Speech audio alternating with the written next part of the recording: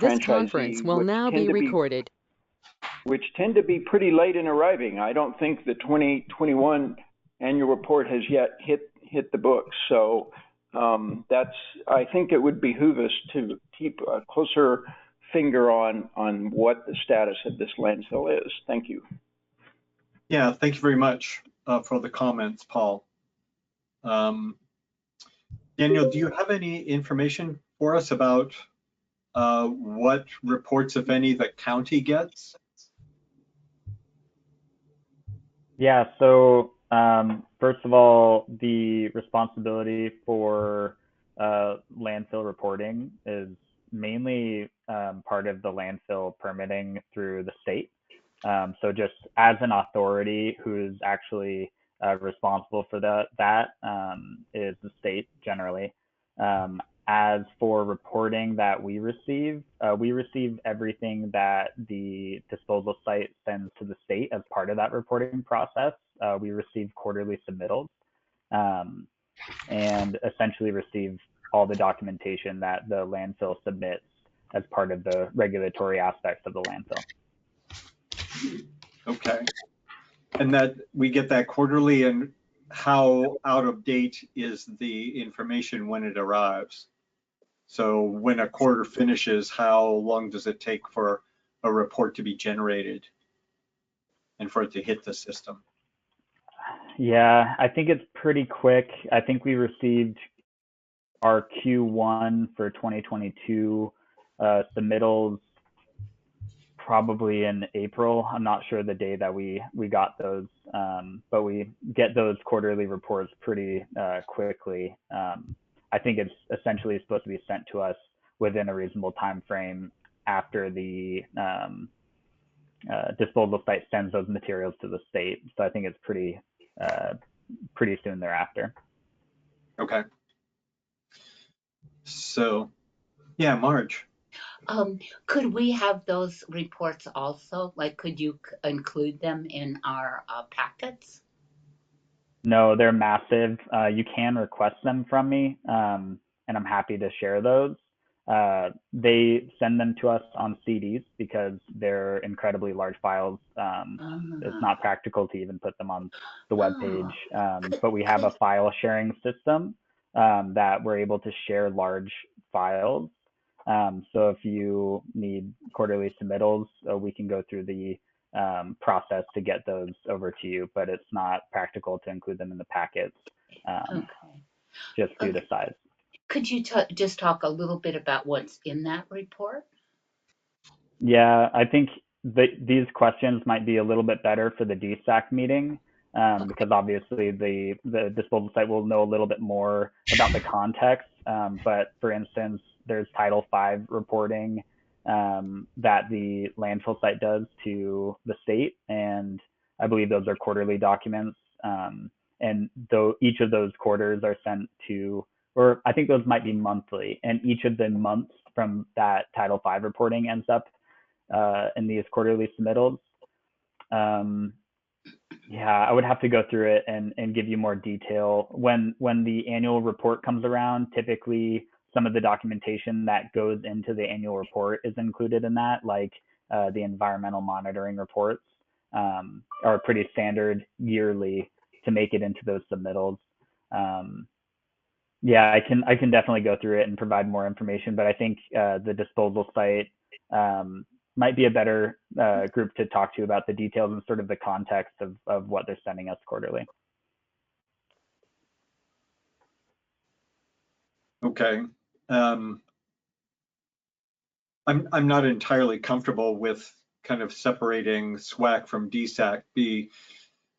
In terms of especially in terms of dealing with the public, because DSAC meeting only quarterly gives the public relatively few. And in other words, I want to make it available for the public to talk to us when they have a question immediately, you know, at the next month's meeting. Understood. So sorry, Ken.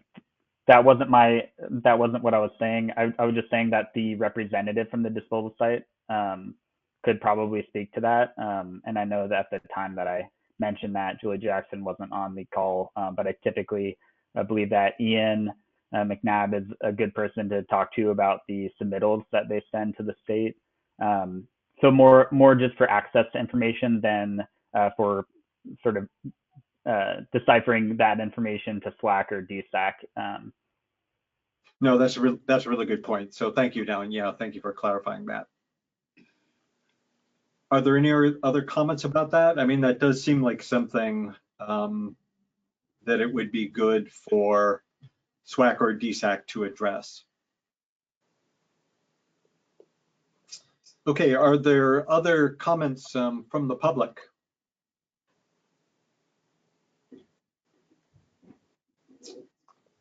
I am not seeing any.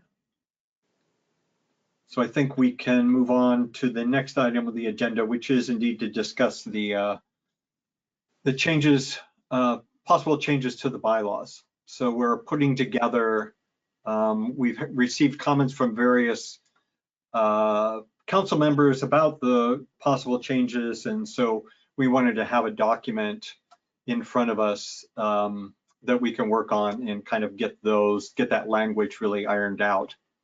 So, yeah, Mark.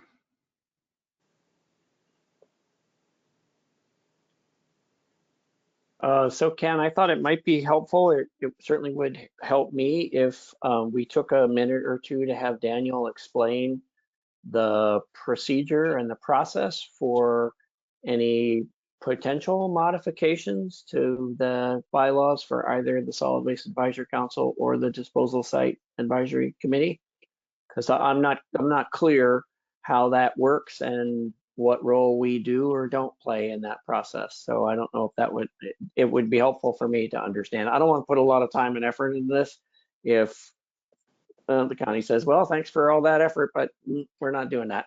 So Sure. So Deborah, Debbie. Yeah, I have a similar kind of comment. I want to find out what's done.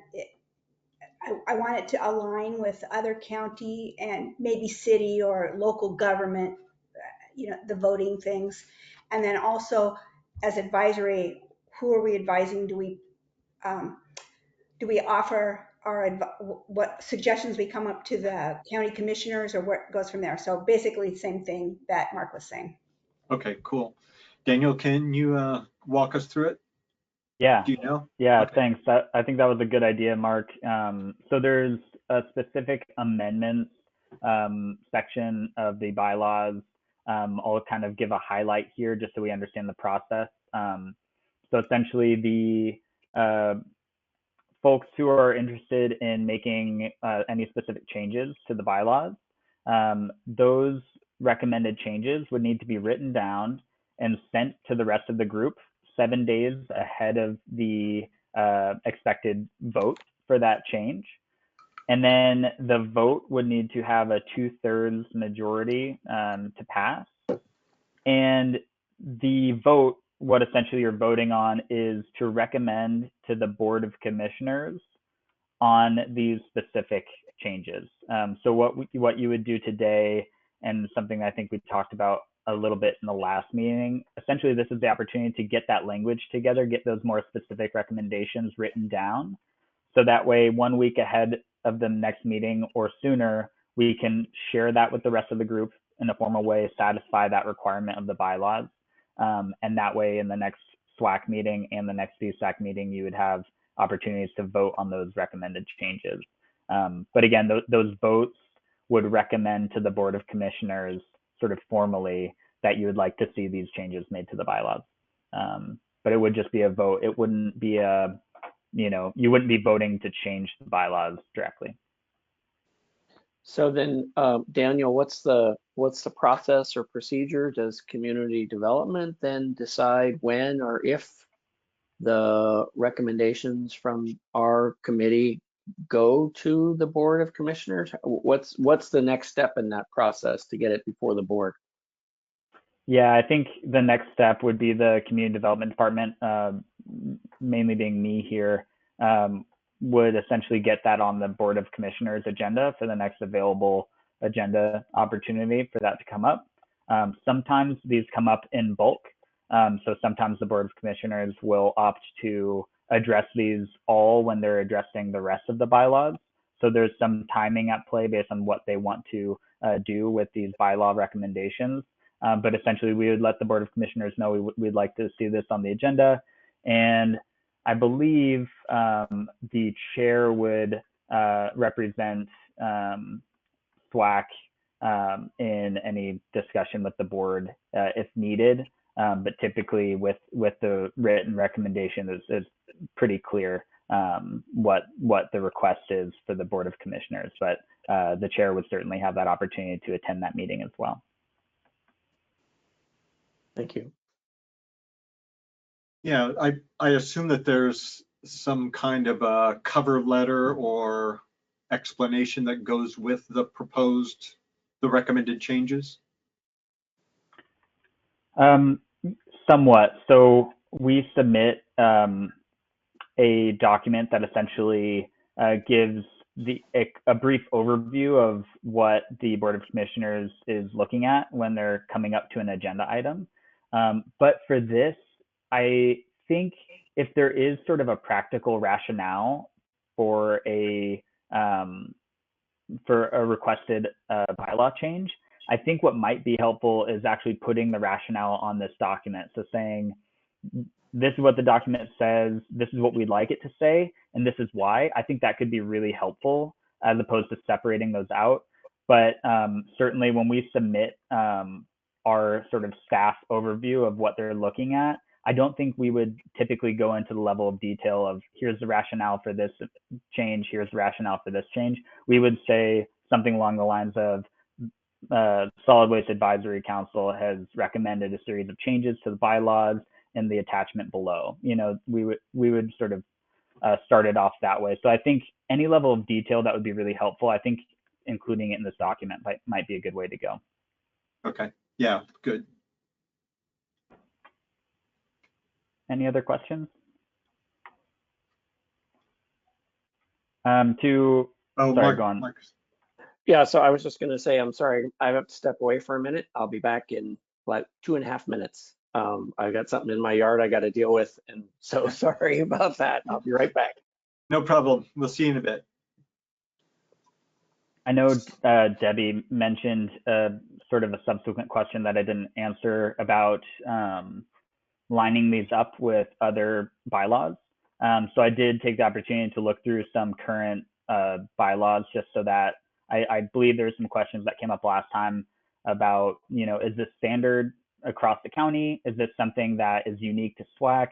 So I have some information based on the comments that were made previously to address. So as those come up, I can help answer questions about that as well. Okay, great. Excellent, Daniel. Let's see. So can we now share my screen, I guess, so that we have a document to look at?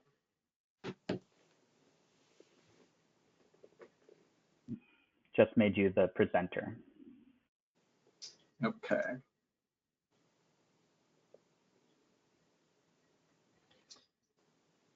So there we go.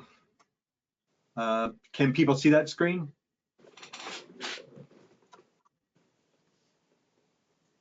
I can see it, it's small, but I have a copy of the bylaws in front of me.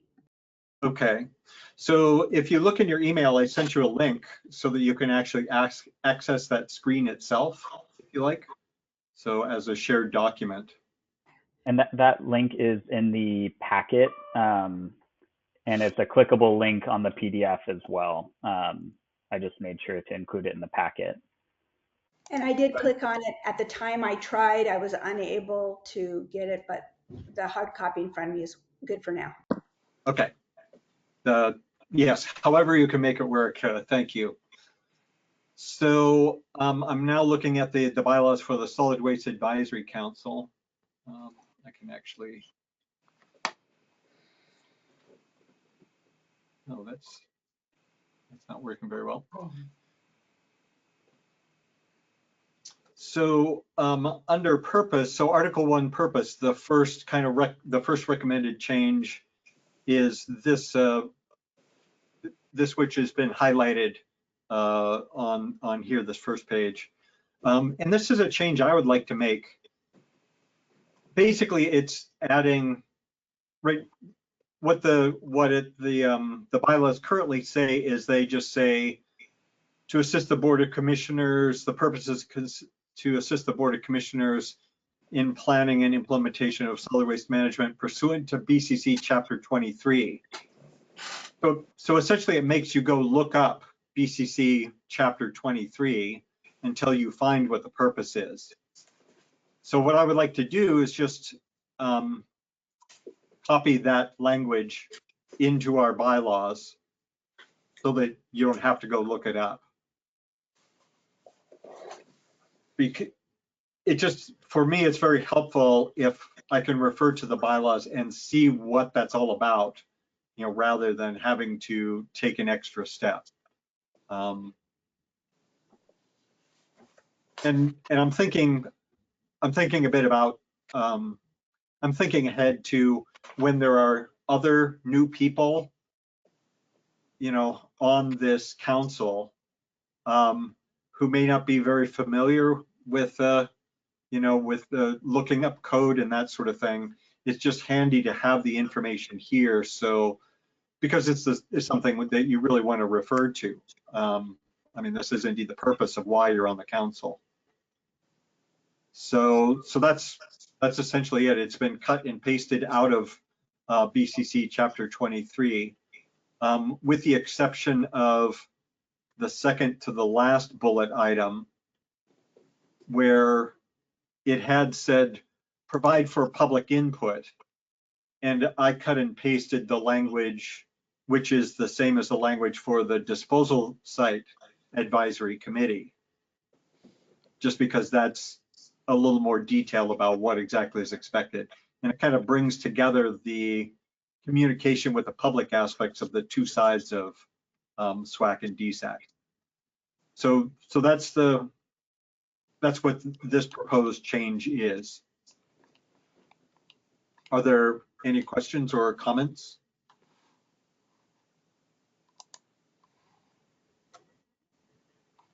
Ken, I have a quick comment, just from a kind of experience with these sort of proposed changes. This comes up quite a bit when county code or other bylaws reference another code or another document.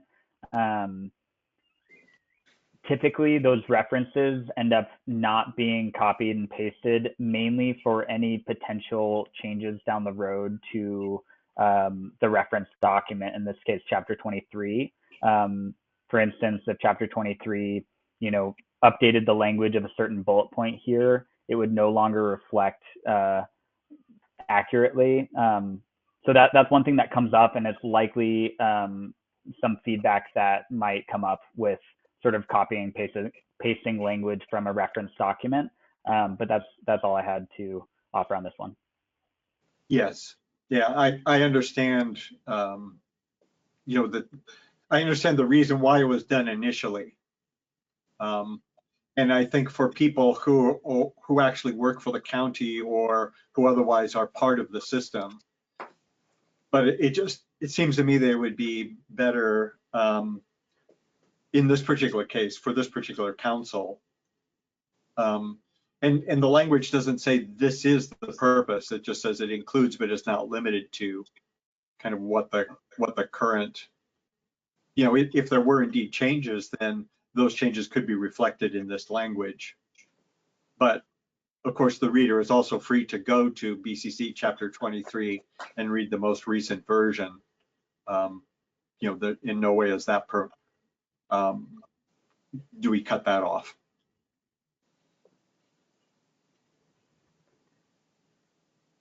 So, other comments? Do we want to go through and how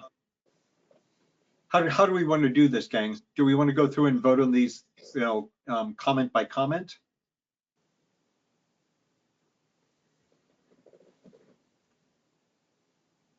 Yeah, Mark.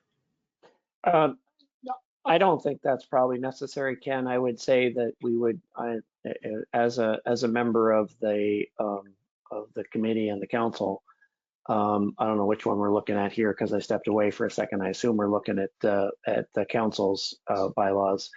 Yeah. But it seems like I would just encourage any member participating in the work session that if you have any concerns or objections, that they be raised now so we can talk through them.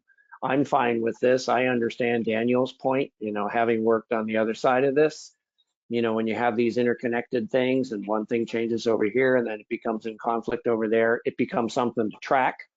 But maybe there's a way to put some sort of catch-all bullet point in here that will help deal with that if there's some future conflict.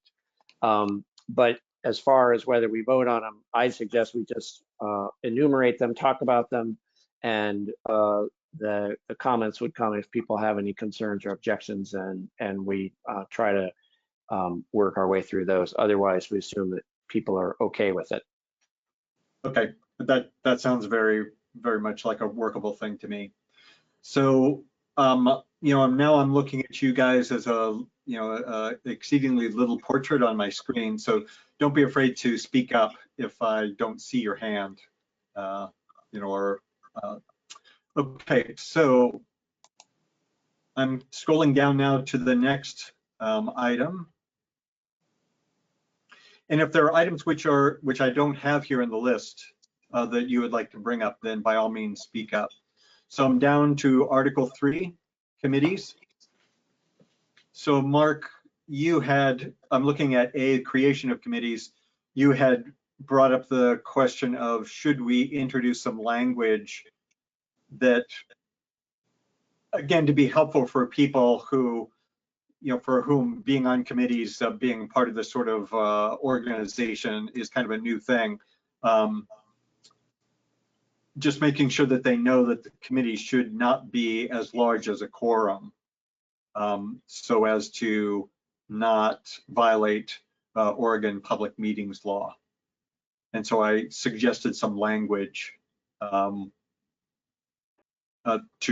kind of address that.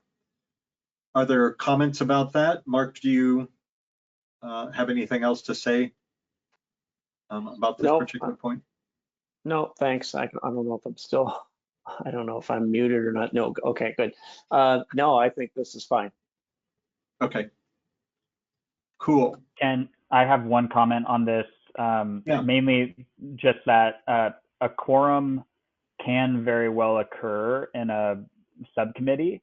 It would just have to be treated as a public meeting. That's where the public meeting law comes into play. So you could have a subcommittee of a quorum of SWAC members, but you just have to go through the public notice requirements, make sure that that meeting is accessible by the public in the way that we're doing now.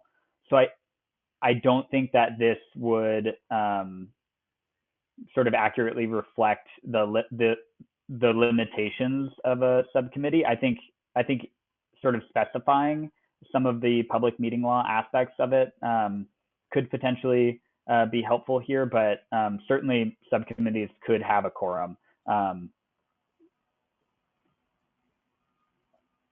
Got it. If so that makes sense. Yes.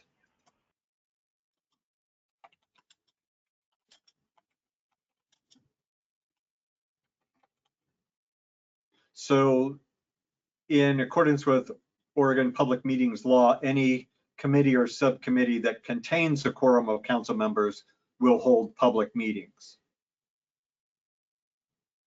I think that's more accurate. We'll only meet publicly, something like that. Or You you have could to just, meet the requirements of a public meeting. You'll have to meet those requirements. That's yeah, what so you could just start the sentence with any committee or subcommittee that contains a quorum of council members must comply with Oregon public meeting law, something like that. Because it's more than just meetings. Yeah. Yeah, it's a broader topic, public meeting law.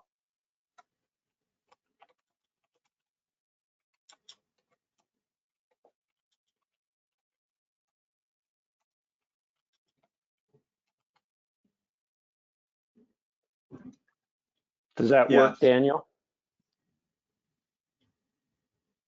I mean, I think it's more accurate. I think it reflects what I was mentioning. I'm not sure if the language will sort of be approved by the Board of Commissioners in totality, but certainly I think it makes more sense to not limit the potential quorum numbers at a subcommittee level. Knowing that, will it change anything to change the wording?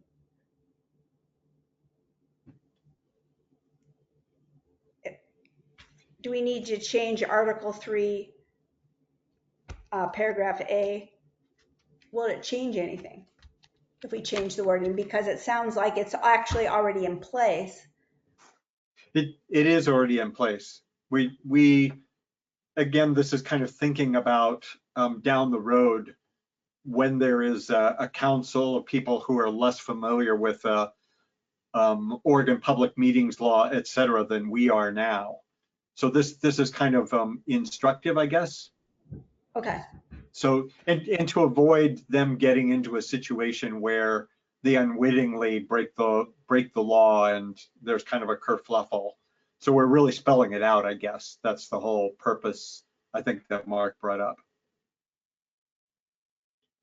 And Deb, I think you're right. It's not necessary because if you have a quorum, you have to comply.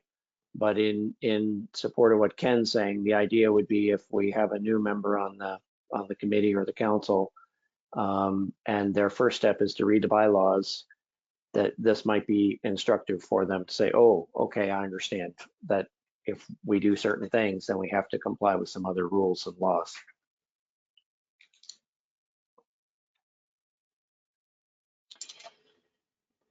Okay, any more comments about 3A change, addition to 3A? Let's move on to 3B. So this is a question for you, Daniel. Chair, with the concurrence of the Community Development Department.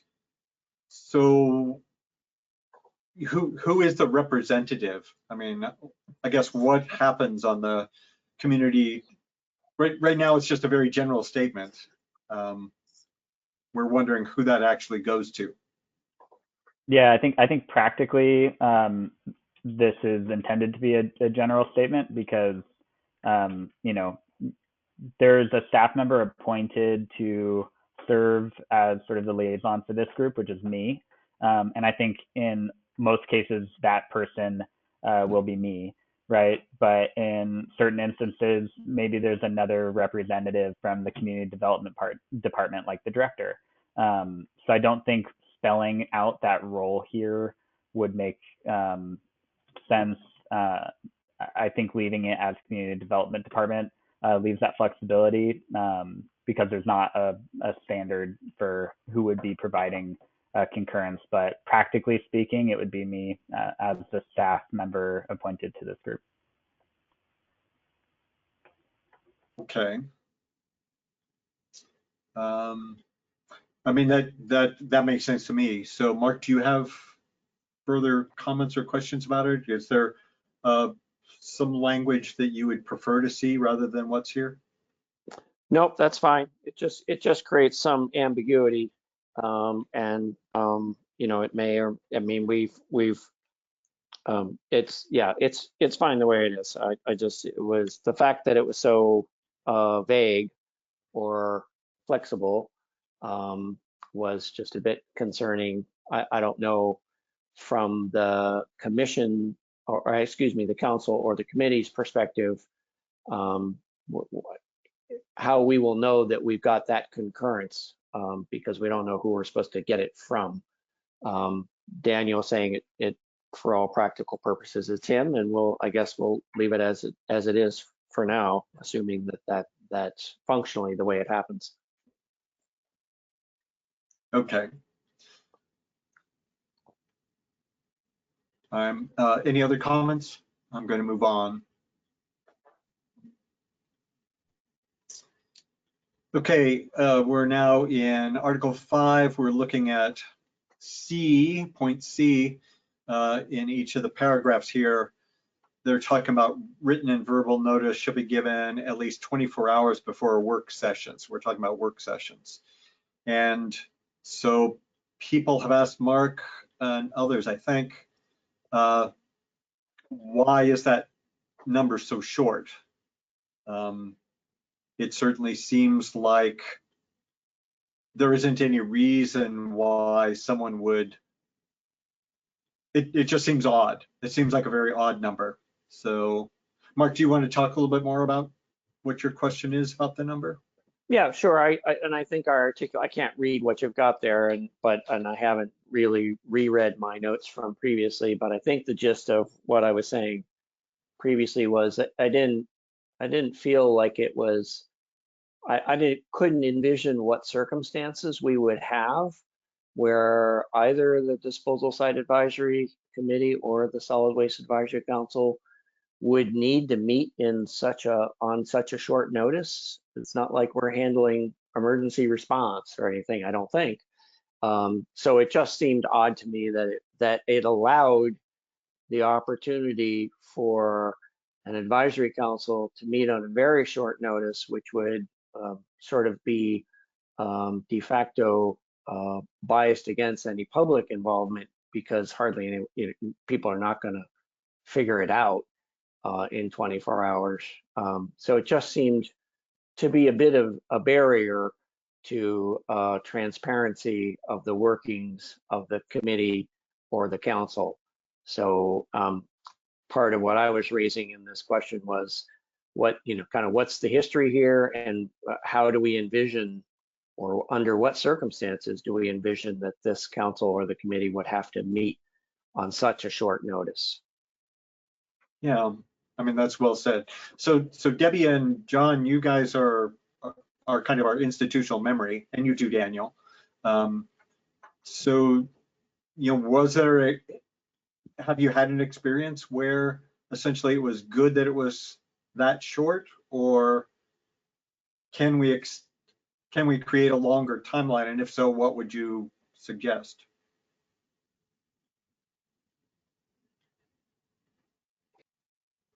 I really don't recall having work sessions before in my previous term, so that I don't remember having specific work sessions until I think our orientation was kind of a work session, so that was with all of you. So I've never had a reason to meet that quickly, and I've never had it been close. I usually get the information a week or more ahead of time, like for regular meetings.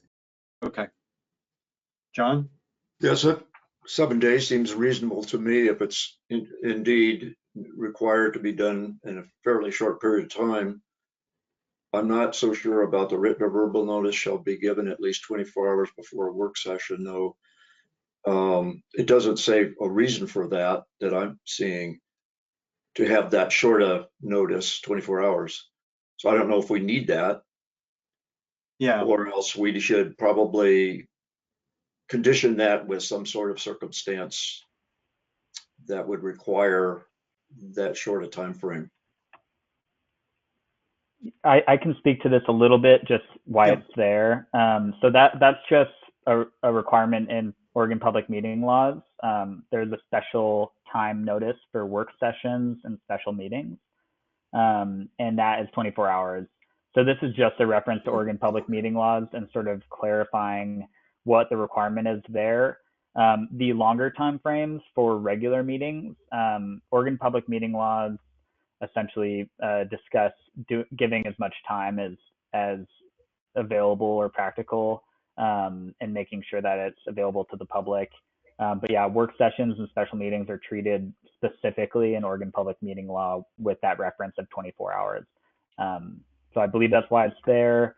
And ultimately, this would be sort of governed by the Oregon public meeting laws, while the other kind of time frame that's discussed in the regular meetings, I think that's a more flexible number based on the guidance from Oregon public meeting laws, if that makes sense. Okay. So we're really looking at a relic. This essentially has been written just according to Oregon Public Meetings Law. You couldn't hold it in less than 24 hours according to Oregon Public Meeting Law. But we could certainly say, I mean, my experience with this is there was a work session that happened in January. And so that my first session with the Solid Waste Advisory Council was indeed a work session which had 24 hours notice. And it shocked me, I think, to be informed that there would be a meeting the next day. So it seems to me that it would be good if we were to make this a longer number. I don't know if we have to go all the way to 7 days, because I'm just not sure if there is some time when a more prompt response is necessary.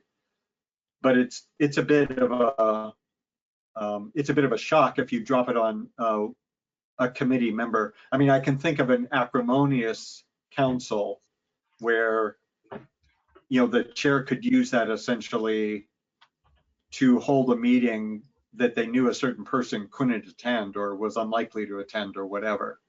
So I would be in favor of increasing this maybe to 3 days.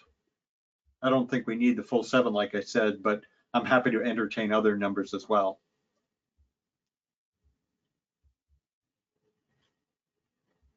Any other ideas? Is everyone okay with changing it to 3 days?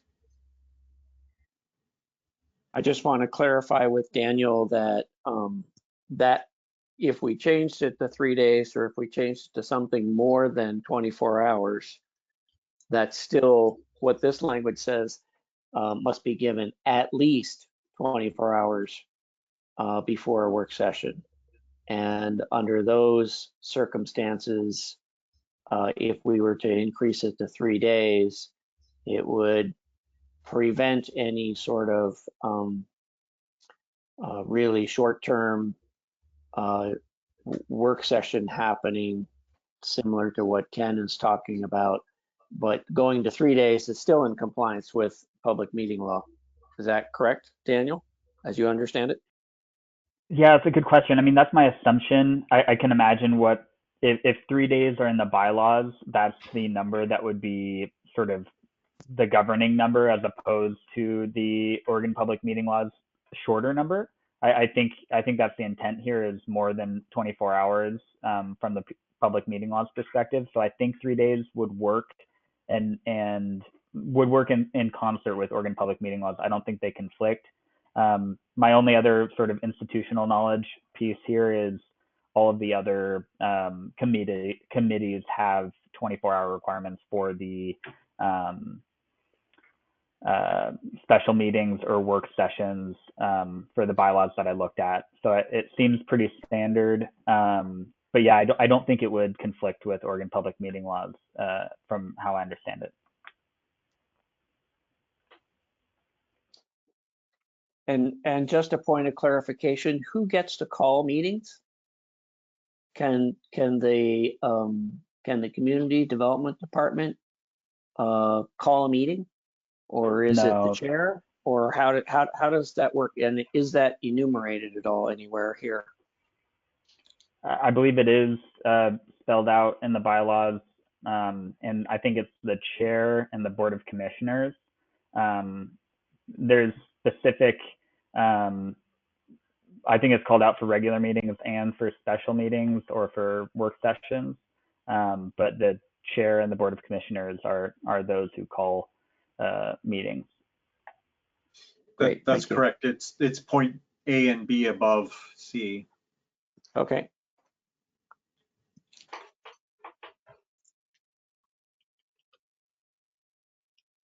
Let's see, John, your microphone's on.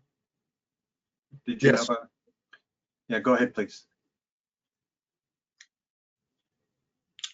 I'm just wondering if access by community members is part of what this bylaw is responding to, or is it just committee members?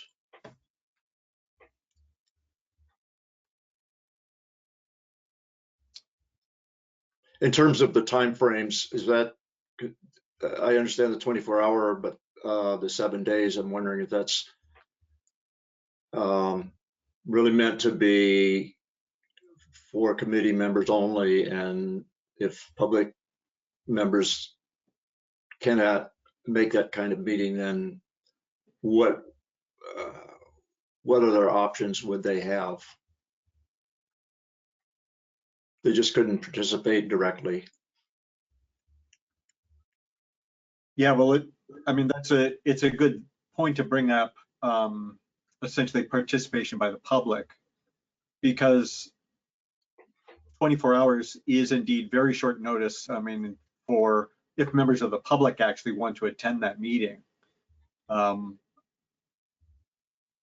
You know, because the public wouldn't get any more notice than the committee members do. So, well, I guess that's a good question. So, Daniel, what's the public notification for a work session like this one? Yeah, so the standard public notification is what's referenced here for the press. That's typically, we're required to put these public meetings as kind of part of the public meeting process, is making sure that the press are notified and that it's essentially advertised. So for regular meetings, the press needs to put out, or the press needs to be notified 3 days ahead of schedule. While for work sessions or special meetings, the press need to be notified 24 hours. So here the press represents sort of the public notification. Obviously, in practice, we have an email list that goes out to all the interested people that have asked to be on it, and they receive that at the same time as council members and committee members. But yeah, here the general public, like somebody who's on the newspaper calendar website, who are interested and have never been on an email list, they would get that according to the press timelines noted here. Okay. At minimum.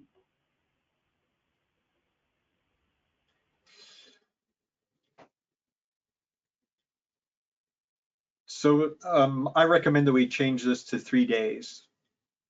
I mean, that's kind of the standard minimum for notification of the press. I just think that it would be more public friendly, which I think is a good thing for this council to be. So is there any other discussion? Can I make that change? I'm fine with that.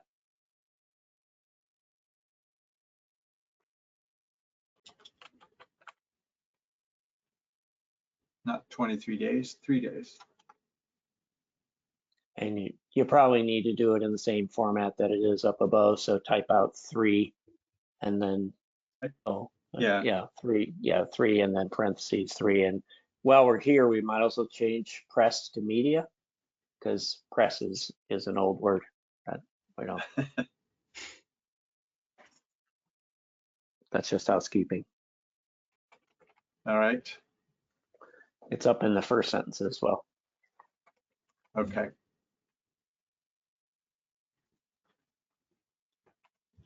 You know, you guys can log on and help me with this, you know.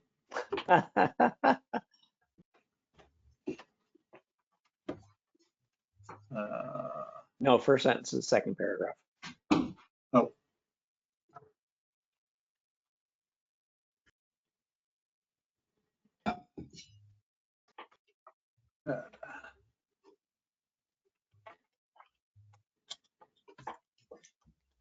All right.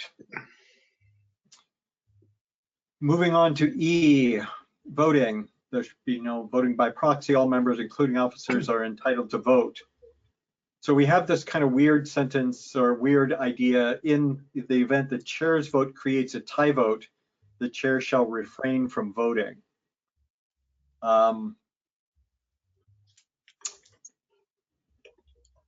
And so the reasons for this are opaque to me, at least. So, Debbie? I don't know why lots of public laws are like they are, because I'm new to it, but I think it's important that it's consistent with maybe, my understanding is maybe the mayor does a vote or the city council president doesn't vote unless, votes if there's a tie. And that's what I see other places. If there's a tie, then, you know, the chair type person gets to vote then to break a tie. But I want to find out what the county likes to do from Daniel too. Yeah. Yeah, so I did a little bit of research on this to compare it to the other bylaws, and it shows up about half the time. So some bylaws essentially only have the first part of the sentence, while other bylaws have this last part about the refraining from voting in the event of a tie. So I'm not sure if it's the standard. It's about 50-50 across the board. So if that's helpful at all, I'm not sure. But I wasn't able to find out sort of the history and why it shows up there. Ken, are you wanting that last sentence just to be stricken Yes. and just say all members, including officers, are entitled to vote? Yes. End of, okay. So yeah, I mean, it's, this is different than what you were talking about, Debbie, where, the chair can step in and vote to break a tie. This is a different sort of thing. The reason that I would like to strike it is because it's just this little law that will, again, I'm thinking about people, regular citizens who are on this council. And so this is just a little law that, unless you know your bylaws backwards and forwards, you might actually do, and then some decision will be reversed because, you failed to follow. And I don't know why, why we have it. Like Daniel said, I think half the people have gotten around to getting rid of it, and, the other half haven't, because it's just kind of a strange law. So I apologize. I just wanted to double check here. It might have been referenced a couple times in some of the bylaws. So far, I'm only actually finding one bylaw that does not include it. While the rest, I think it's been separated in different sections. But I went back to the voting sections of some of the other bylaws that I checked, which did include that in the event of a chair's vote would create a tie, the chair shall refrain from voting. So it might be more standard than I originally mentioned. Yeah, so far I'm finding one that does not include that. Not sure if that's any more helpful than it was the first time, but yeah, just wanted to clarify. So there's precedent, I guess, on either side still. Mark, did you have something? Well, I was just going to say, I don't, and I, again, can't see what I wrote here, but my memory of what I wrote previously was that it seems to me two factors that we have to consider while we're looking at this is, I know there have been long-term vacancies for the council and committee. And so when you have not a full membership, and then you get into a position where there's votes happening and there's differences of opinion, it seems to me like it would be very odd for a decision to be made when it is quite clear based on the discussion that it's a split decision, that the committee doesn't agree and it needs to go back to the drawing board to work through whatever concerns are there for something simply to get passed on a 3-2 vote because the chair was prohibited from voting. Just seems to undermine the whole purpose of what the council and the committee are charged with doing. And it's not standard language in Robert's Rules of Order. So I just, it struck me as being potentially problematic and potentially misrepresenting, the Solid Waste Advisory Council decides this. Well, they didn't really decide it because they couldn't, they didn't allow the chair to vote, which would have required the decision to be further examined or remodified or something. So it just seems very odd to me, and I don't understand. I've never seen any language like this before. It's always been, as Debbie talked about it, that the seventh position, whether that's the mayor or a chair of a committee, may often be in a position of breaking a tie, but the reverse just doesn't seem right to me. Yeah, from a game design point of view, when you start talking about a committee that has relatively few people on it, which certainly can happen with this council, then you're restricting one of the voices that you do have from participating in certain circumstances. And it's not clear at all to me, just echoing what you said, Mark, how it's better to do that than, to not to do that. I have a problem with it also. And to me, in the last sentence, in the event of the chair's vote creates a tie, to me, that assumes that the chair will be voting last.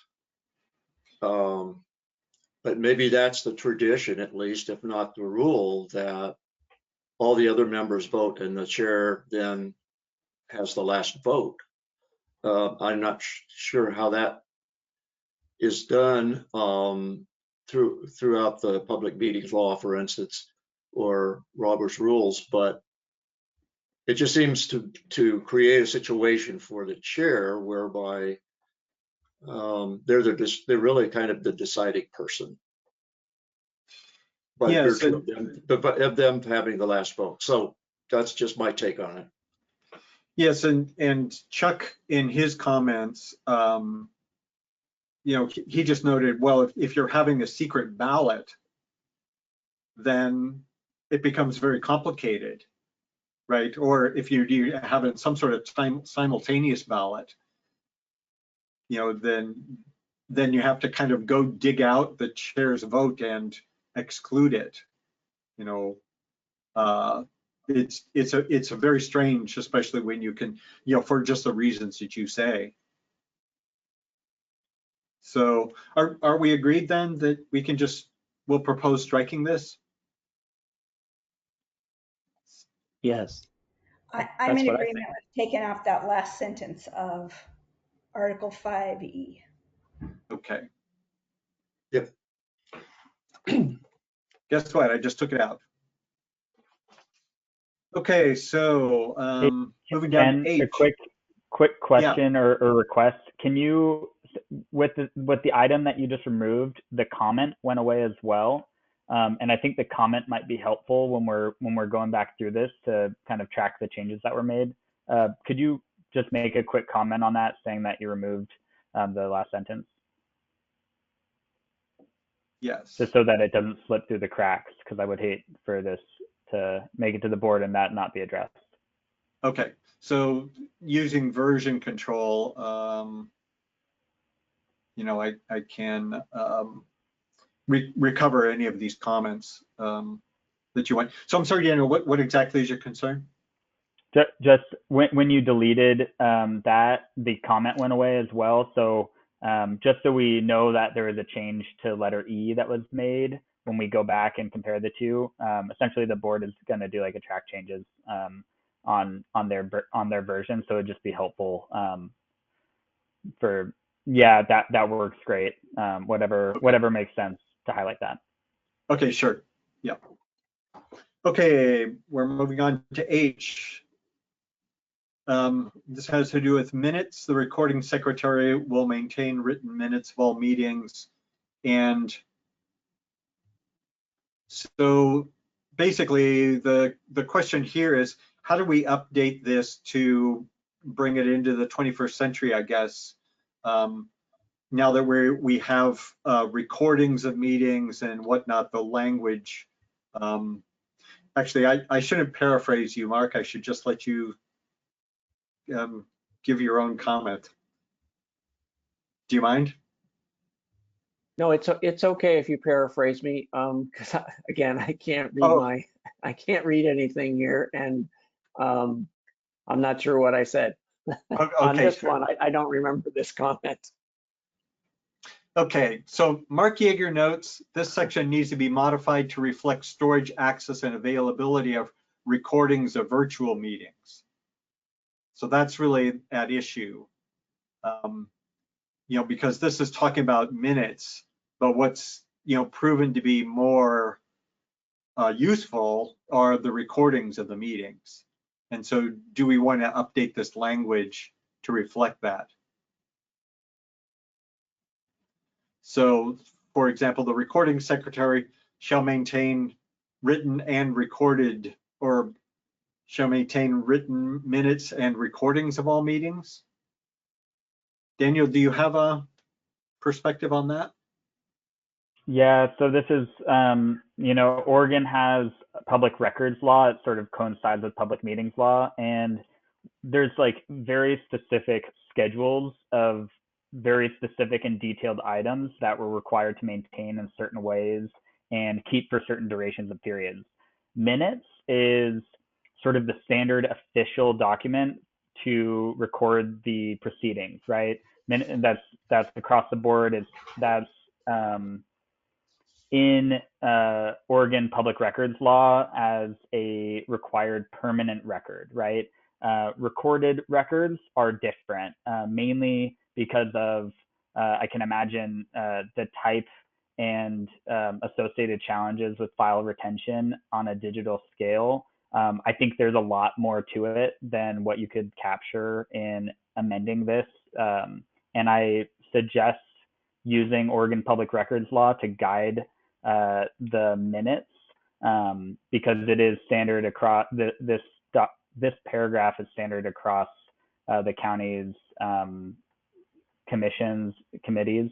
And yeah, I do think that it's a pretty complex item to try to address here, for all the different schedules that do already have, you know, public records requirements and retention requirements, in the way that we handle them. So I don't really have a good way to amend this or update this, but I do suggest that you probably leave this one as is, just because it goes far beyond the bylaws into Oregon Public Records law. Okay. Mark, I did think, you? Oh, Debbie, go ahead.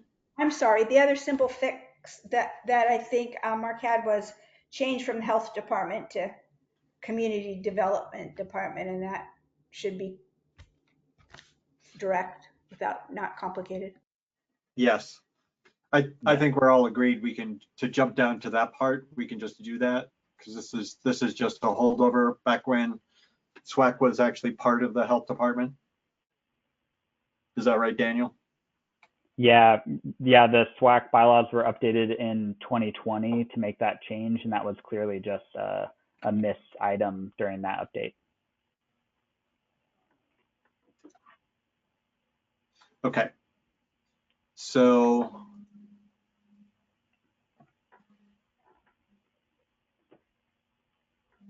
I just have one more question about the upper part.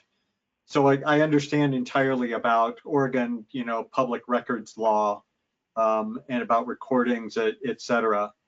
I want to be helpful again to, you know, SWAC people down the road when they're just kind of arriving here. So I guess I'm just wondering if there's something that we can put in here that just notes that recordings do exist and that they are available, you know, as specified by Oregon public records law. Does that make any sense to anyone as being helpful, or am I kind of going out into the ether on that one? Mark. So yeah, it seems to me like maybe Daniel, maybe there's a little more work that needs to be done here, but One assumes, maybe wrongly, that since everyone transitioned, or most public agencies transitioned to virtual meetings a couple of years ago, that there must be some language in the public records law that governs the maintenance of these recorded meetings. I mean, we go through a process to record them for a reason, and I think they are helpful historically for people to be able to go back and listen to discussion versus seeing a recording secretary's summary of what happens, because typically minutes are not word for word. And it's very hard as a minute taker to try to capture the nuance of the discussion that took place. So I guess I would ask maybe that we hold off on this and see if Daniel can get us a little bit more information with regard to what is required now for the maintenance of these recordings of virtual meetings. And it might help us understand whether or not any modifications need to be made to the language in this section. Okay, that sounds like a good action item. Daniel, is that okay? Yeah, I think so. I can certainly come back with some of the information. It is spelled out, and there's just a specific retention period for that. So I think that's really what I'd be guiding you all on is the retention period for those recorded minutes. I believe it's a year for recorded minutes, or sorry, not recorded minutes, recorded meetings. But minutes as the formal written form are permanent record. So we do retain those permanently. And yeah, I'll come back with that firm number if that's helpful for the group on making a decision about this. Yeah, I would just feel better if we put in a sentence, just like I said, just letting future council members know that those recordings exist, and kind of under what, to have that sort of specific timeline for them would just be helpful, and kind of bring this up to what people are, what's more useful to people today. Okay. Any other comments about H?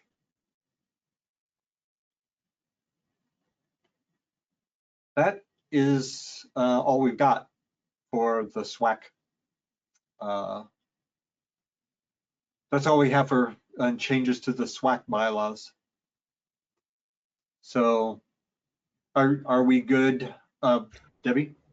Yeah, I just officially, I don't think I commented. I mean, if I like things simple and unambiguous too. I'm also understand that I can refer to the 23, let me see, right here, chapter 23, to have all the purpose. Do I like it in order nearby? But that's not essential to me. It is referenced what we need to know as far as our purpose. And as far as minimizing ambiguity in Article 3 about committees, I wasn't quite sure what the outcome was of Article 3A, but is just finishing that little mini paragraph with meeting the requirements for Oregon meeting laws, or what are we adding to that one? I just want to find out what I'm kind of voting on or agreeing to here, or sending on to the commissioners. Sure. So there is indeed a 7-day period that these are going to have to go through, so we have some time to finalize them. I think, am I right, Daniel? That's what you described to us at the beginning? No, so there's a 7-day period to have the finalized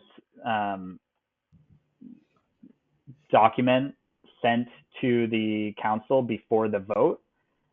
So you would have the opportunity to think about this and make sure that there's a finalized document available to send out 7 days in advance.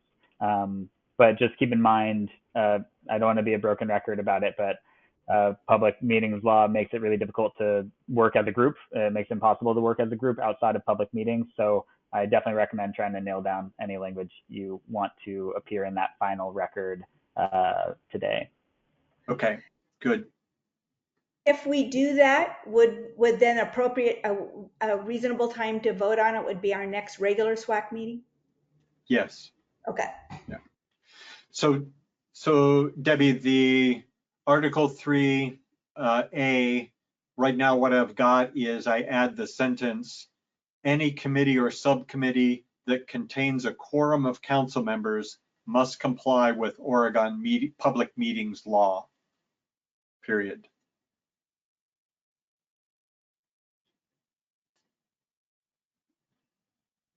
So that's the language that we propose to add to 3A about committees.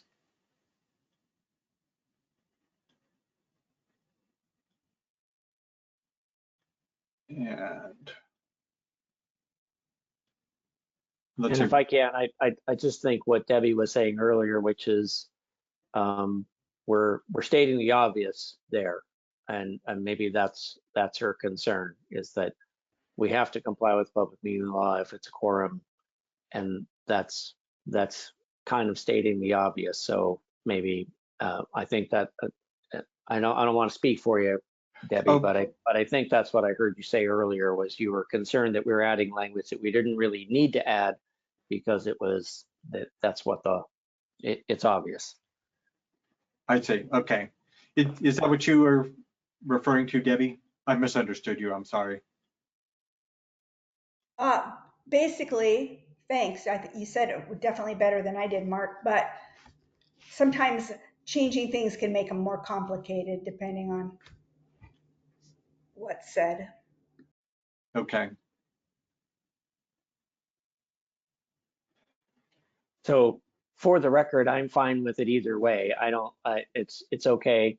You know, it depends on what our goals are here. Part of it is an informational or instructional sort of context for any new members if their first foray into this is to read the bylaws. So I don't have any objection to it. I think it's fine. I do think it helps new members potentially and the public understand what rules we have to guide ourselves by. Just to kind of add to what Mark was saying, an observation here is some of these or several of these are sort of making that point of, you know, trying to address some kind of unspoken items here that would otherwise come up in a training. And, you know, I wonder if it would be more useful to address some of this into a training and into what SWAC would kind of recommend for a new member training, or even a SWAC guided new member training, if you'd like to do that. It might be much more beneficial for a new member than reading through the bylaws. In my experience, I think, you know, having that conversation, having those training opportunities, you get a lot out of it with a lot more flexibility. And the bylaws kind of stating the obvious, or in this case, restating what the bylaws already say about Oregon public meeting laws later on in the bylaws, it might not be very useful to actually have in this sort of formal group document. It might not be the best training tool, I guess is what I'm getting at. And I found our orientation was very helpful too, having even been in a whole other session without it. So I agree with that.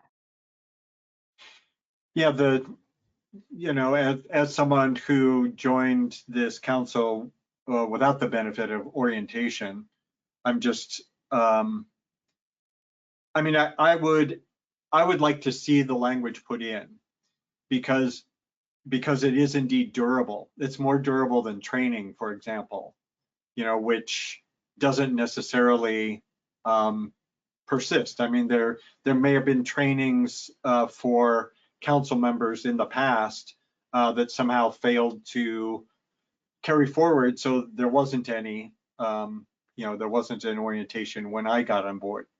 So, but I don't think this is really that big of a deal. So I'm kind of happy to either take the sentence out or leave it in, depending on, I think if anyone feels strongly one way or the other.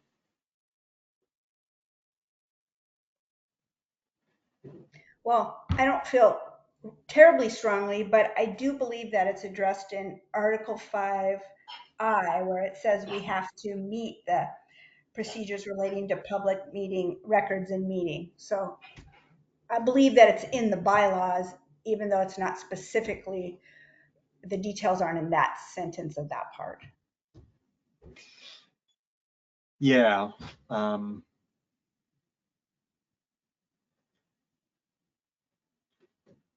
So I mean, I agree, but I'm also remembering that it was kind of a question for us as to whether or not Oregon Public Meeting Law, we wanted to make sure that it did indeed affect committees or subcommittees, or whether they had some sort of special dispensation. And it seems to me like this would be a good place to clear that up without sending people into, the entirety of Oregon Public Meetings Law, where they might get lost and never come about, never come out. So, I guess this is, if this falls upon me to decide for us to move on, then I'm just going to leave the sentence in. And so Debbie, you're also talking, you were also there, if I'm understanding you correctly, you're also just wondering about the changes made under Article 1 purpose, kind of for the same reason. It's already covered? And so is this adding, did you say this was adding complexity? It's just adding length and redundancy, because we do have access to the information for chapter 23, but I like things all in one place too. So it's like I could go either way, but it makes it a longer document and it's repeated somewhere else. But it's good information. Okay. I'm going to go ahead and leave that in also, and so that we can move on to the DSAC bylaws. Is everyone okay with that? Are there any other final comments? The only one I have is I did confirm that audio and visual recording retention requirements is 1 year. So I'm not sure if that helps advance the conversation at all, but that's our requirement. It's 1 year after the approved minutes have been completed. And that's just because the minutes are treated as the official documentation for the meeting. Okay. I'm going to let that be for the moment. So, and go ahead and move on to DSAC.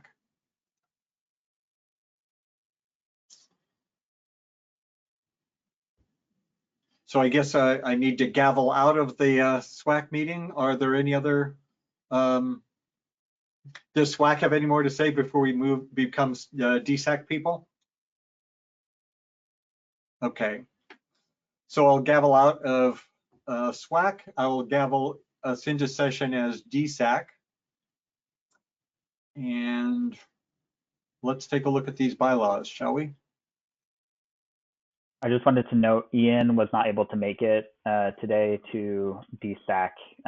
Just wanted to let everyone know. Okay, good, thank you.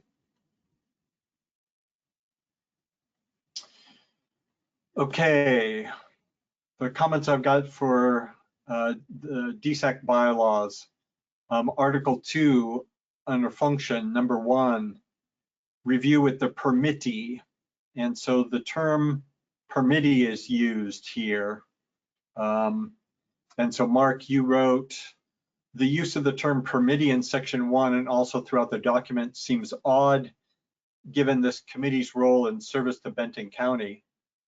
I understand the ORS 459.320 uses the term permittee, but that is in the context of the ORS and is defined earlier in that ORS chapter. So it's a little unclear to me what the issue is. So my concern was that this infers that the Benton County Board of Commissioners has issued a permit. The way I read this, they are not, the operator of the landfill is not a permittee of the County Board of Commissioners. So they do hold a permit from the Department of Environmental Quality to operate the landfill. So maybe simply it's a clarification to make it clear that that the operator of the landfill is not permitted by the county to operate the landfill. We don't have any role in that process. It's DEQ that issues the operating permit. So that was that's how it struck me as being oddly worded, that they are not a permittee of the county. So I'm not sure exactly how to fix that, except, maybe we could, I don't know, maybe we can have a definition where we say permittee is the disposal site operators, that is the designated disposal site operator and issued a permit by DEQ. So that's why I raised this issue, because the permittee language didn't seem to gel in my head with Benton County, because we don't issue them a permit. I see. So yeah, thank you for that explanation. So is the fix as simple as just changing permittee to operator of the regional disposal site? Or could we call it just the DEQ permittee? So we're saying that it's not from the county, which what you're saying, but it's from the Department of Environmental Quality. Yeah, that's possible. It doesn't change what we do. Yeah. Daniel, do you have any thoughts? Do you have any thoughts about this? Or John, sorry, I interrupted you. Go ahead, John. That's all right. I'm wondering if franchisee fits this situation or not. Yeah, that's a possibility. Although I think with our disposal site advisory committee hats on, I would have to go look at the requirements of what we're supposed to be doing, and this might be language that's directly out of there, which I referenced here, and franchisee. Here comes the charge. The franchisee might not be appropriate because we're convening ourselves as the rules require disposal site advisory council or committee. I was going to ask Daniel, do you have any thoughts about this? Maybe you were fine with the language just as it is, but. Yeah, so I can provide a little bit of background. So I'm pretty sure you're right. This language is essentially verbatim what shows up in the ORS about DSAC. I understand where you're coming from about the permittee language, because the permittee is indeed referring to Oregon DEQ permittee as a disposal site permit. I think this language could probably be clarified along those lines. I don't have specific guidance on how to correct that. I can imagine choosing something like operator might not be the most inclusive way to do it, because you want it to be the Oregon DEQ permittee, right? You want that to match the Oregon DEQ's intention, and operator might not do that. So just I would keep that in mind. I think saying something as simple as Oregon DEQ permittee could be a way to go to clarify this. But yeah, I definitely see your point here, Mark. I think that would be fine with me if we wanted to do that in all the locations where permittee is referenced or written in here. That helps to clarify it for me. So it's not that we're not referring to a permittee of the county that this is the DEQ. My only caveat there is there's other times permittee comes up here, which is not referring to Oregon DEQ permittee, which might be another reason to clarify this. And that's referring specifically to recycling permittees, I believe. So when we get there, we could maybe address those one by one. I just want to make sure it makes sense with those, with the context of those permittee language. Sure. Yeah. I mean, that certainly sounds good to me. So I put in Oregon DEQ permittee in this particular instance, and maybe we can just, I can do a search to find the other uses of the word permittee. It certainly sounds like it would be a good thing to, if there are various permittees, to distinguish them, would indeed make the document clearer. That sounds good.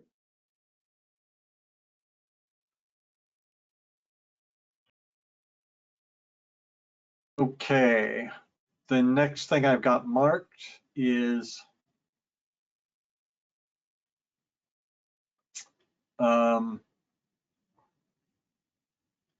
this is on page 2. It doesn't show there. So this is under Article 3. It's the second paragraph. And Mark, you highlighted the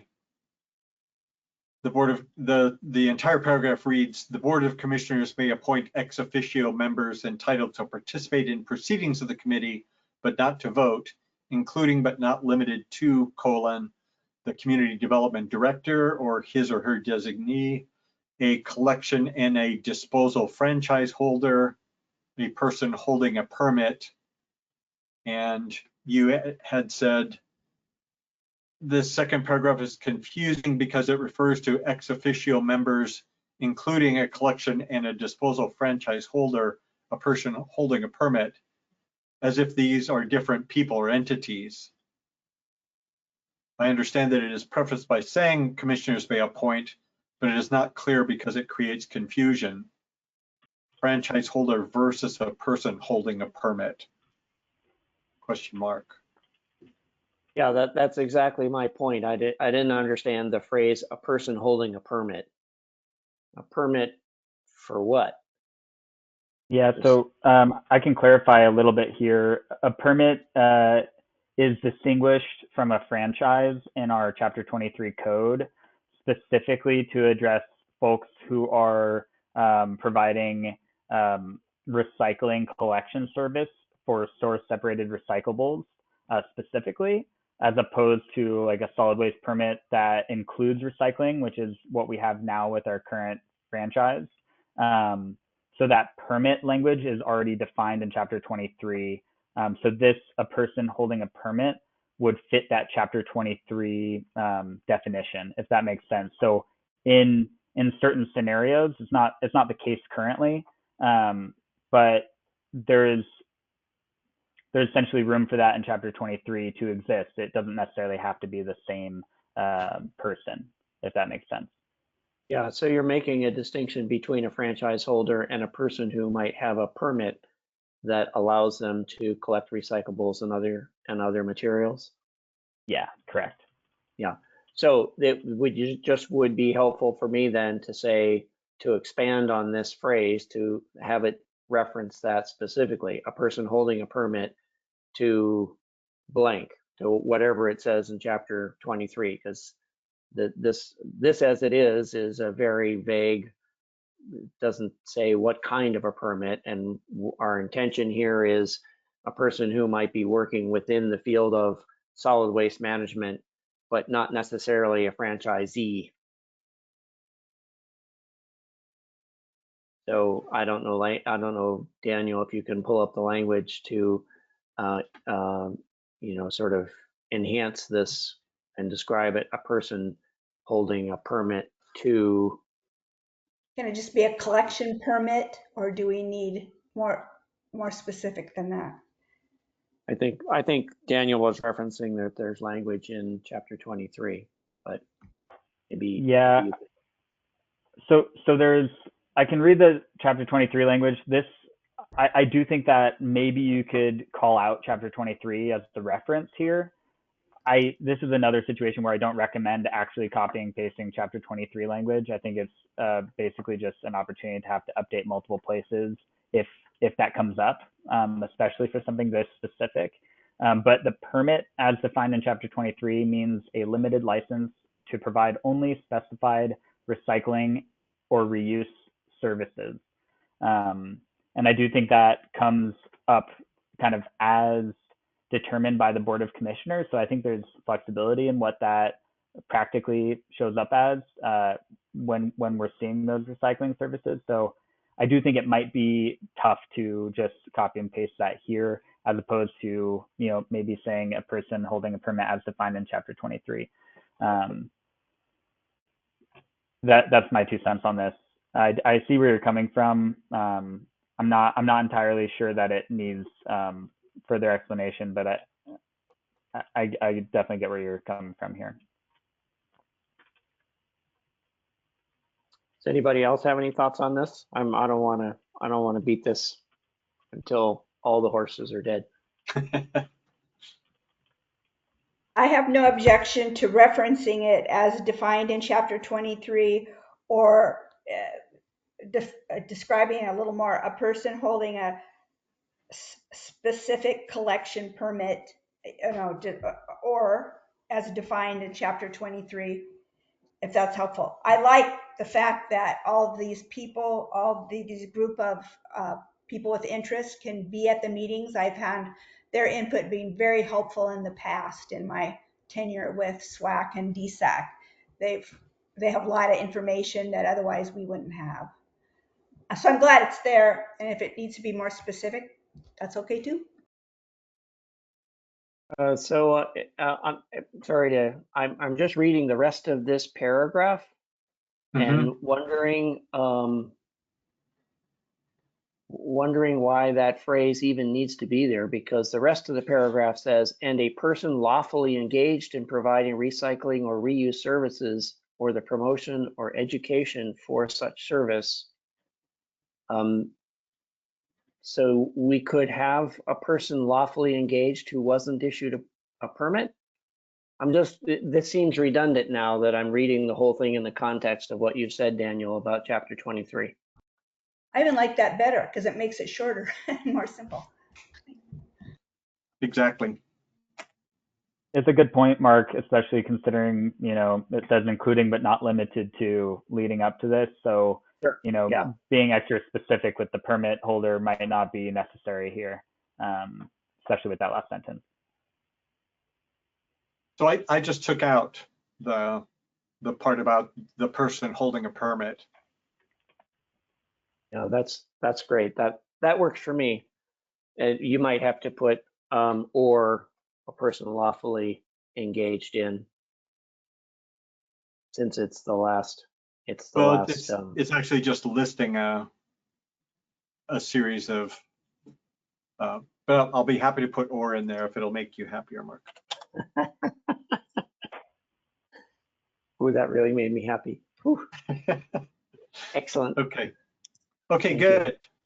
Well, we love it when we can take things out and make things simpler. So now I'm going down to Article 4, officers. We have the same issue here with the inclusion of the, however, in the event the chair's vote shall create a tie vote, the chair shall refrain from voting.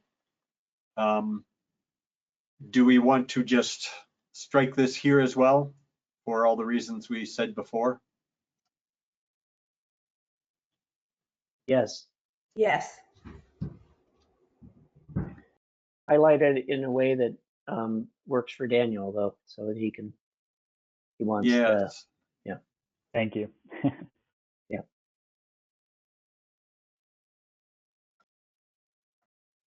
There we go. I just graded out.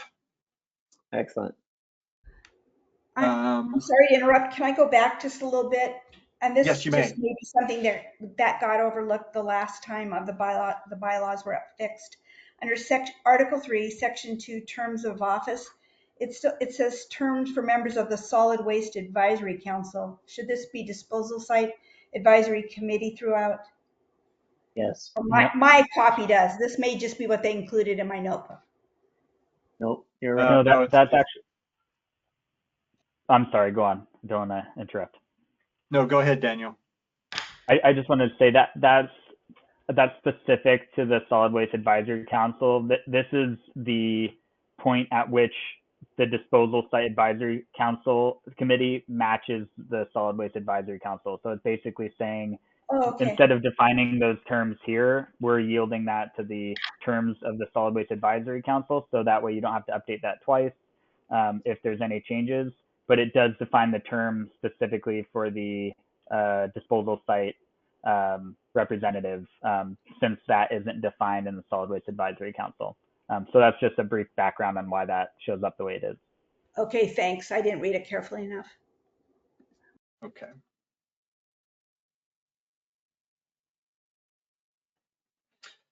So now we're down to Article 5, subcommittees. Just making the same language change that we did previously. So any committee, blah, blah, blah, just make it consistent. Okay. So let me copy over the language from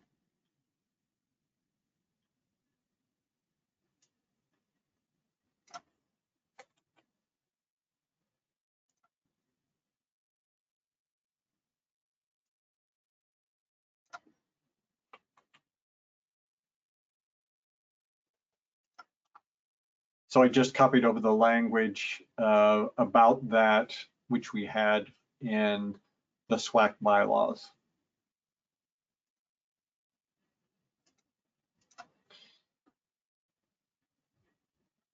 Okay, and also had a note about the community development. Yep, I'm sorry? You can skip that. You can skip that because we already talked about that previously. Yep.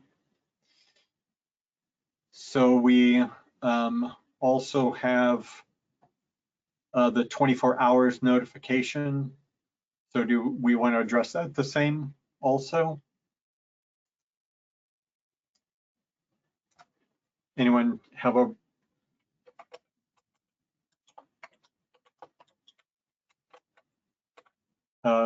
problem with that? I'm good with it. Okay.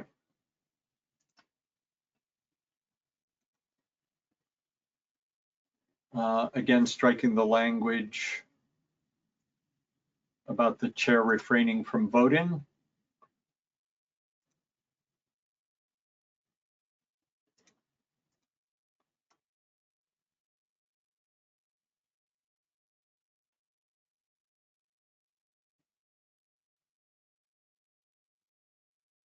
So, yeah, this is interesting. I hadn't really even noticed this. So Article 7, Section 7, there's 3 days notice before a regular committee meeting, as opposed to 7 days notice, which we have for other regular meetings. So Daniel, do you have any perspective on why this is different and shorter? I don't. I don't know the history of that, and I don't think that's ever been sort of practically used since we send out the DSAC and SWAC meetings simultaneously. Okay.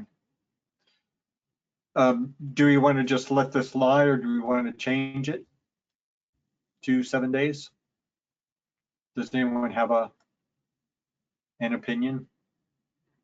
I think you should change it just to make it consistent, unless Daniel has any concerns about that, because otherwise people might have the same questions we have. Why is this 3 days and that one 7 days? Right. So yeah, I don't have any concerns, and I can imagine, if your recommendation is going to the Board of Commissioners, if there's any extra guidance that they have on this, they'll, be able to speak to it, or county council, but I don't have any specific reasons why that wouldn't match SWAC. Okay, Great. So I've changed that in the 2 places.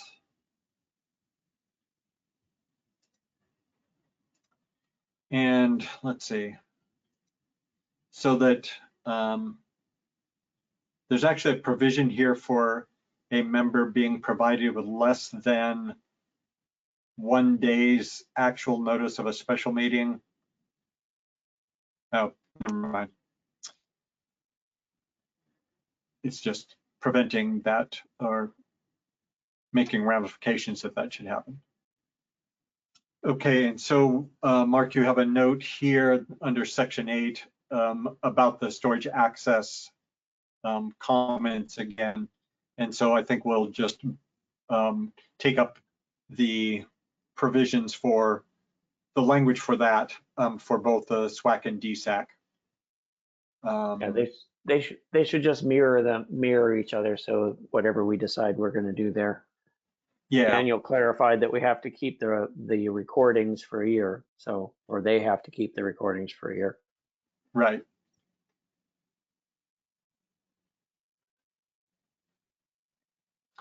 So I had noted here under Article 10, which is about conflict of interest. You know, a conflict of interest shall be declared by any member who has a conflict of interest as defined by Oregon law prior to taking any action on the matter causing the conflict. So this is the sort of thing which I don't like, right? You know, conflict of interest defined by stating conflict of interest 3 times and then saying it's defined in Oregon law and good luck in actually finding that. You know, no guidance here about how to actually determine that or anything. And so again, I'm just wondering if there's a sentence or something.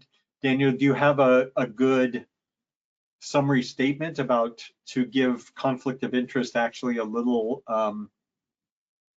shape in the mind for people who are just citizens joining a volunteer committee?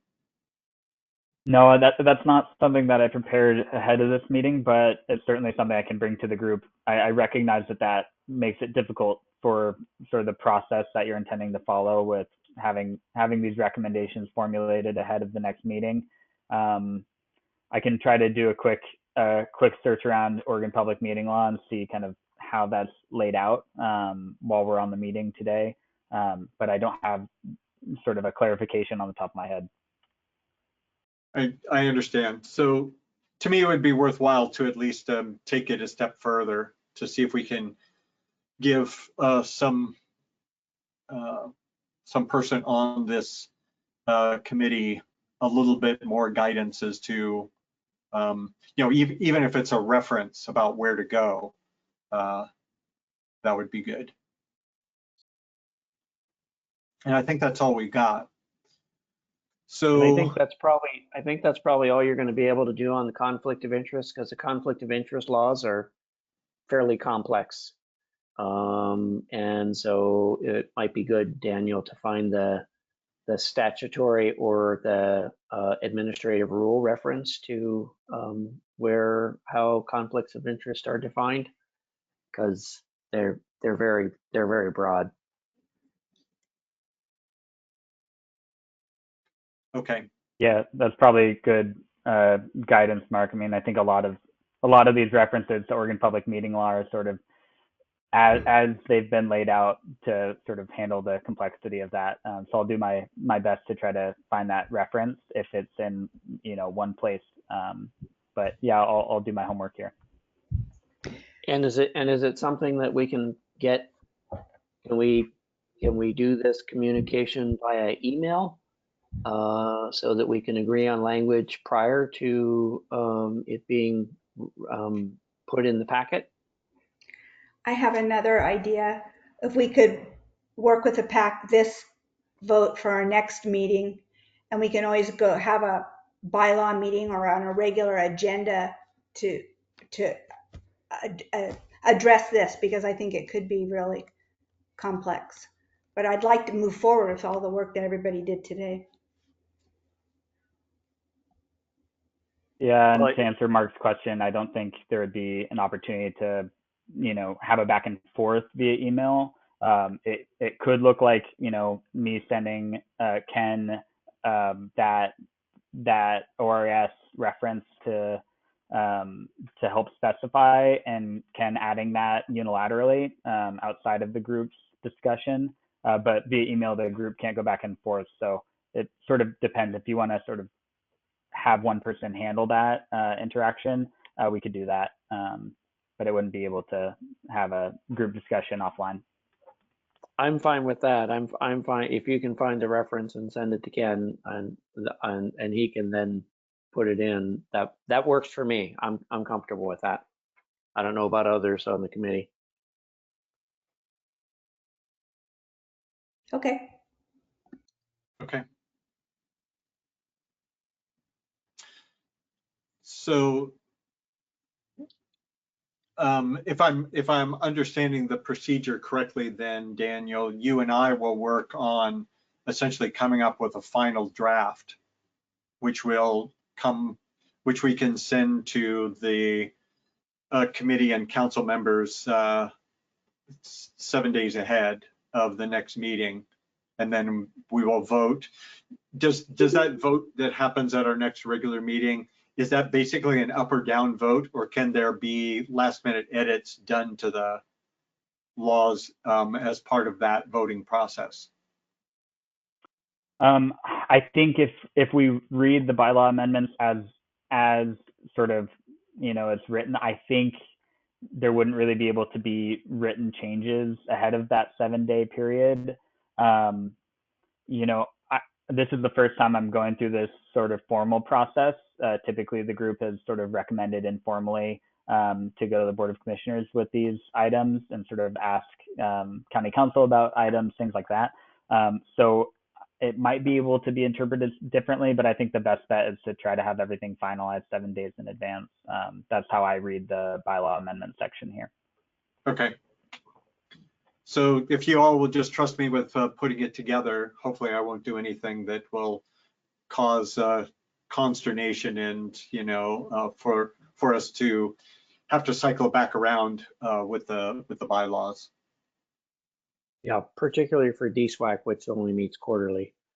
So there's this loose end about a reference to how one can learn about conflicts of interest, and then the other loose end in both documents is just this how we sort of make people aware that there are recordings of virtual meetings that are available for a year, or however you want to word that, but that we haven't settled on that language yet.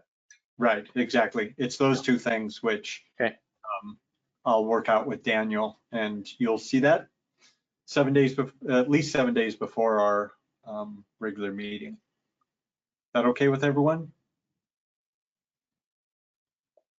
Okay by me.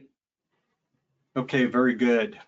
So, well, thank you all very much for going through that.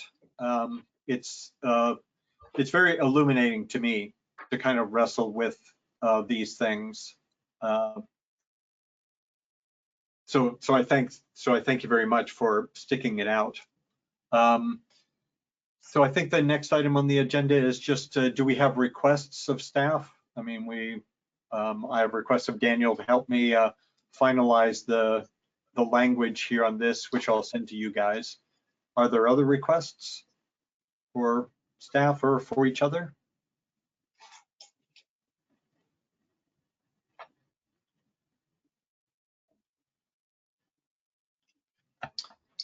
I think we can stop screen sharing now, Daniel.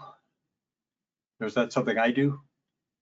Yeah, if you press the screen. share, it should be able to stop your screen.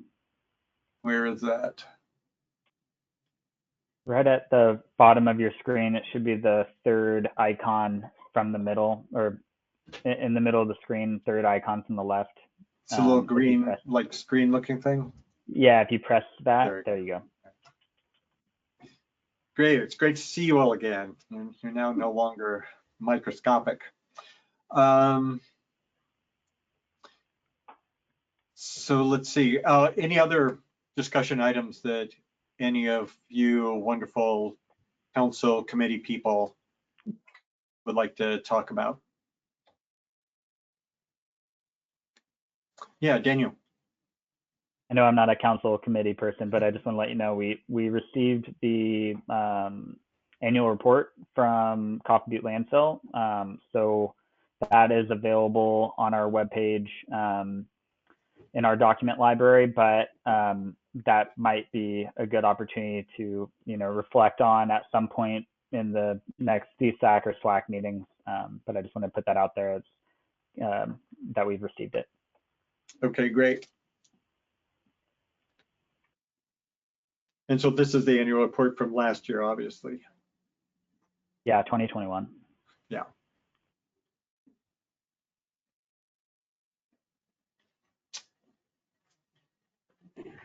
I guess if there's no other business, oh, Debbie. Real quick.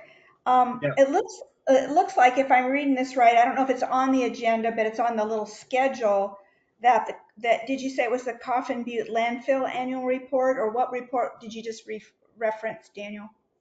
The Coffin Butte Landfill annual report, correct? Yeah, it looks like that's on our little chart for July. So maybe if there's room for that in the agenda, because I know you'd had it set up. I don't have it in front of me at the moment, but that would, looks like it's on our little chart. So it'd be a good time to talk about it since it's available.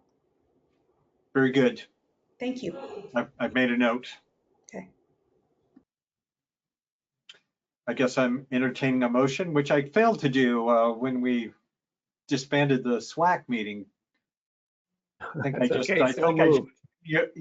unilaterally did it. The power just rushed to my head or something. Yeah. So Mark, you made a motion for us to adjourn. Adjourn, indeed. And Debbie seconded. Yeah. Okay. All Thank in you, favor? everybody. Yeah, thank you so much. See you soon. Yeah. Unanimous.